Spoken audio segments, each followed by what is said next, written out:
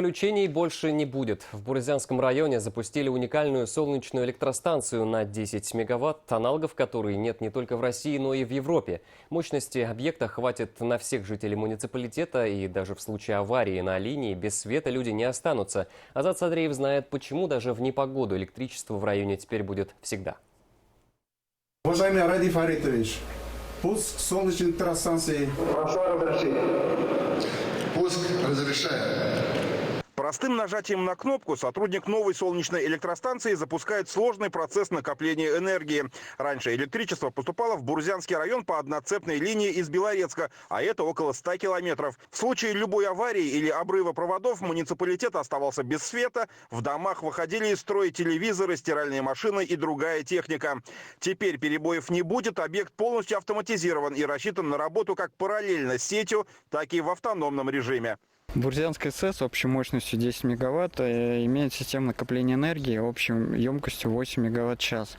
Новая генерация обеспечит аварийное питание района, всего района. Также она может работать в автономном режиме в случае отключения линии электропередач или работы на линии. За запуском Бурзянской солнечной электростанции в прямом эфире следили гости и участники 19-го Всероссийского промышленного форума, который проходит в Уфе. Международные эксперты назвали открытие объектов в Башкирском Зауралье никак иначе, как шагом в будущее. Электростанция включает в себя систему накопления энергии, что дает нам большую гибкость в плане эксплуатации и подключения к сети. Источник солнечной энергии, на мой взгляд, очень важен, и это действительно одна из самых главных возможностей для будущего, чтобы получить устойчивое производство энергии. Потому что во многих районах у нас нет никакой возможности иметь что-либо другое. Есть отдаленные районы, куда ЛЭП не протянешь, где нефтепровод не проложишь. И вот как раз для таких районов очень хороша возобновляемая солнечная энергетика. И опять же Башкирия оказалась флагманом в этой истории. А вообще эта тема, она не только экономическая, она, конечно же, прежде всего человеческая. И, кстати сказать, вот эти события в Башкирии, оно согласуется не только с российской государственной энергополитикой, но и с целями устойчивого развития Организации Объединенных Наций. А там как раз говорится о доступе к устойчивой и недорогостоящей энергии. Поздравляем Башкирию. Сейчас ручку возьми.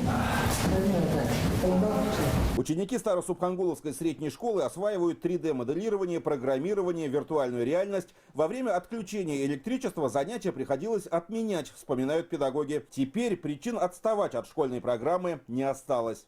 Например, у нас проводится урок информатики, то все, полностью этот урок приходится отменять. И дети занимаются или теорией, или чем-нибудь другим.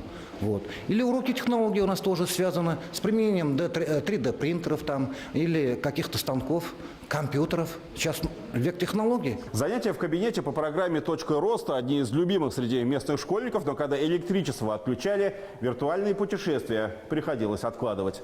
Уникальность солнечной электростанции заключается в том, что она не только вырабатывает, но и накапливает электричество. А в случае аварийного отключения или ремонтных работ на линии объект может функционировать в автономном режиме до 6 часов, не прерывая подачу энергии. До сегодняшнего дня у нас отключения плановые происходили в летние периоды. Мы старались сделать так, чтобы это происходило летом на 8 часов 2-3 раза в год.